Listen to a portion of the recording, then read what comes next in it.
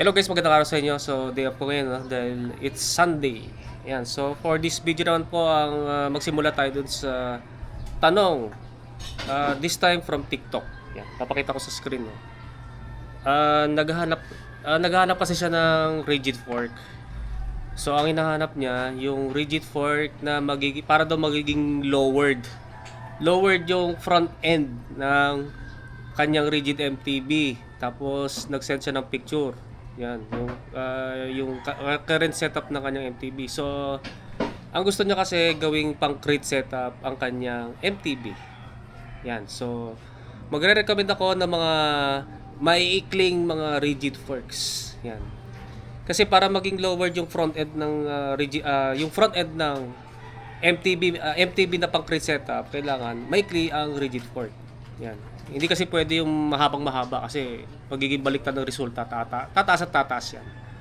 Yan. So, yun ang i-discuss natin for today sa video ito, no. Kasi before pala nasabihin ko yung mga rigid forks na yun, yung maikli. Yung mga maikling rigid forks na yun, hindi applicable yon sa lahat ng mga XC hardtail mountain bike frames.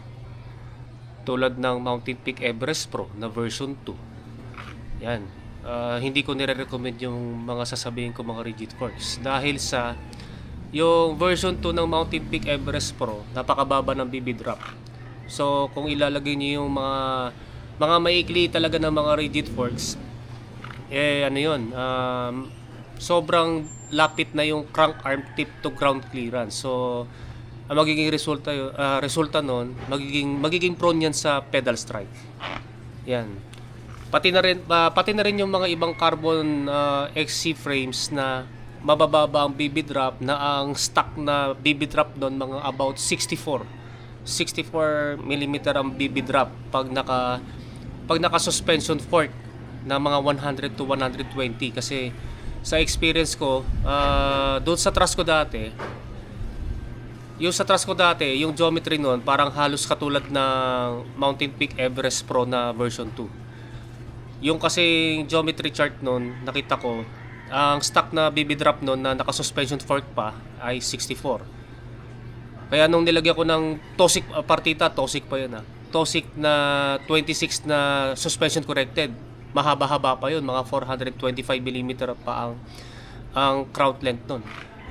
Ang natatandaan ko nung sinukat ko yung BB drop nun, nasa 94 to 95 na. Sobrang baba na yung BB drop. Kaya nung naka 26er ako dati, kahit na 2.3 yung gulong, sobrang baba at ilang beses ako nag pedal strike. So ang naging solusyon ko, ginawa kong 29. Nag-convert ako sa 29er na wheelset at saka gulong. Kaya tumaas yun at hindi naging prone sa pedal strike ang aking rigid MTB noon na Trust Trident. Yan. So, yun nga. Hindi recommended to sa mga XC frames na mga mabababa ang BB drop. So, yung mga, kung may mahanap kayong mga brand na, kuwari meron na kayong XC frame, hanapin niyo yung geometry chart nun, yung BB drop. Then siguro sukatin niyo na lang sa inyo, no, yung sa inyong frame, sukatin niyo yung BB drop ng inyong XC frames. Yan, before kayo bumili ng rigid fork na mga maikli na sasabihin ko dito sa video na to. Yan, mag-start muna tayo dun sa mga aluminum na mga MTB rigid forks. Yan. MTB rigid forks lang ito. Bali, tatlo ang ire-recommend ko para bumaba yung front end ng rigid MTB nyo sa aluminum. Pero ito, pang ano lang to, pang 27.5 na gulong. Yan. Mamaya explain ko kung bakit. Yung number 1, yung Proment FK406 na 26er, if meron pa, no? Kasi nakabili na ako niyan nung way back pa nung before pandemic, mga late 2019. Yan. Then yung pangalawa naman yung Espacio. Yan, Espacio. Yan, nakabili din ako niyan noong 2024. Yan, 26 din 'yon na hindi suspension corrected. Magkasing sukat lang 'yun ng crown length at saka yung blade length.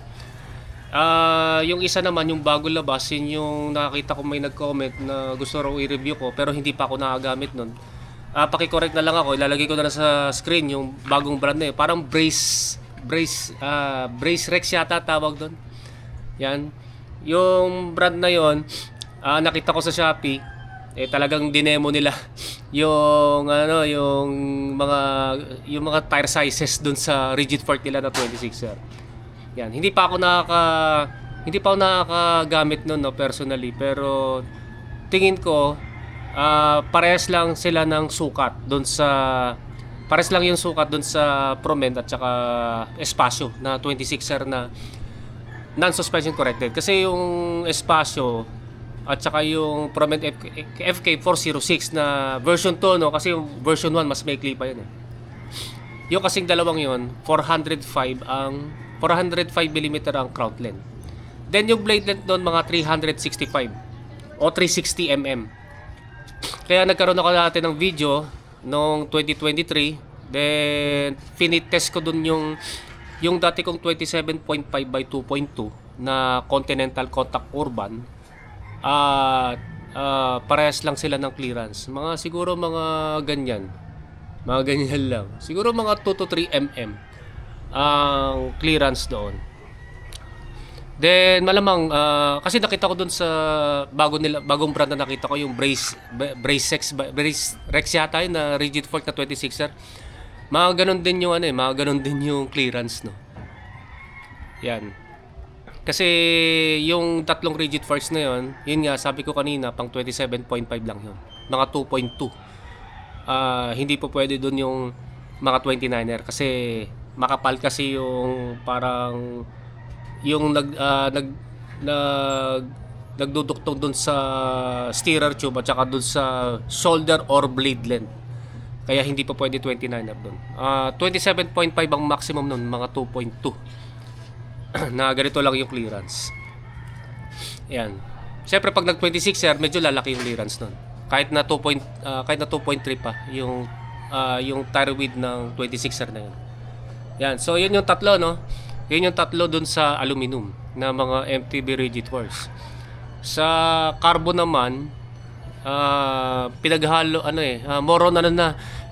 Sa carbon kasi moron gravel forks na. Yan, kasi wala naman ako nakitang MTB rigid fork na carbon na 26er na mas na sing-ikli na mga gravel forks na kakasya doon yung mga MTB na gulong, no. Katulad nito. Yan, yung puro rasa balugo. Yan, yung puro rasa balugo ko, mga 405 mm ang crown length. Then yung blade length nito 373. Yan, pakita ko sa inyo, no.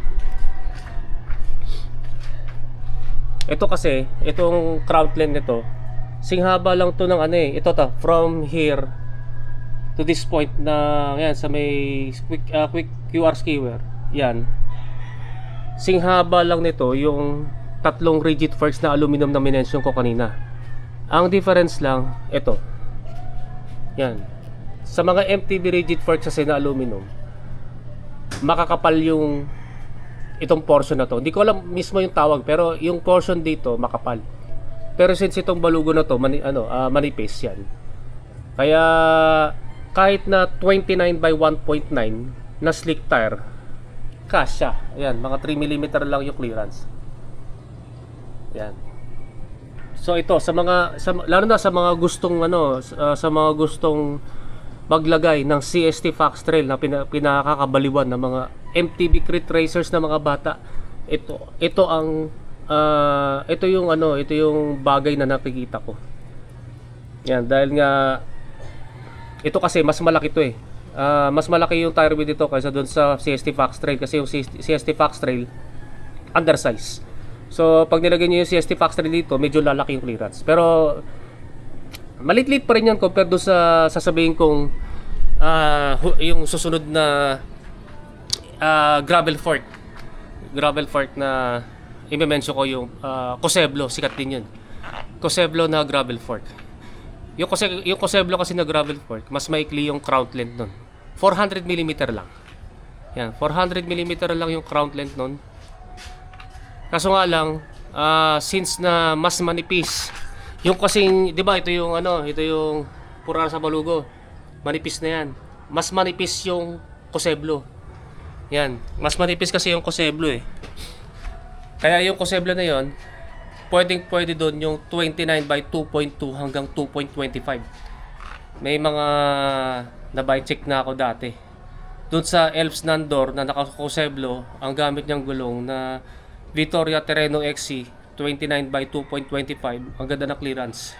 Maliit lang. Yan. Yun naman yung pangalawa, no. And then, yung iba naman na brand na hindi ko pa natitesting, pero feeling ko po pwede, yung Vici. Yung nakita ko rin sa TikTok. Malamang yung Vici parang katulad lang din nito. Di pa ako sure. Di pa kasi ako nakaka-tested eh. Pero feeling ko pwede rin, feeling ko pwede rin yon yung Vici na carbon rigid fork na pang gravel, no. Then, yung katulad ng katulad dun sa Coseblo, yung Ulysik. Yung Ulysik na carbon gravel fork na ginagamit ni Lester Siron dati dun sa kanyang Cannondale. Parehas lang ng specs o yung sukat dun sa Coseblo na gravel rigid fork. So, pwede rin dun yung mga 2.2 na 29er na gulong. Ayan. So, yun, na-mention ko na. Yun lang yung alam ko na pwedeng mga rigid forks na MTB tsaka gravel na para maging mababa yung front end ng crate setup ng MTB nyo. Yung iba kasi ang ginagawa, mga ibang kababalaghan ng ginagawa ng mga Gen Z cyclists. Nakikita ko rin sa TikTok, ang ginagawa nila, tinatabas yung head tube. Yung iba ang ginagawa nila, tinatanggal nila to, nilalagarin din to. Yung isa, pinakamatindi, tatabasin tong portion na to. Yan. May mga nakita na ako ng ganyan at please naman, wag nyo namang gayahin yun. At delikado yun. Gusto ko sanang gawin yung separate video na yun kasi delikado kasi yung mga ginagawa nila. Yan, so hanggang dito na lang. So may lalakarin pa kami. So maraming salamat sa inyong panonood. And don't forget to subscribe ang aking YouTube channel. Pakiclick na lang yung notification button para matotally notify kayo. Yan guys, so maraming salamat sa inyo and ride safe po sa inyo.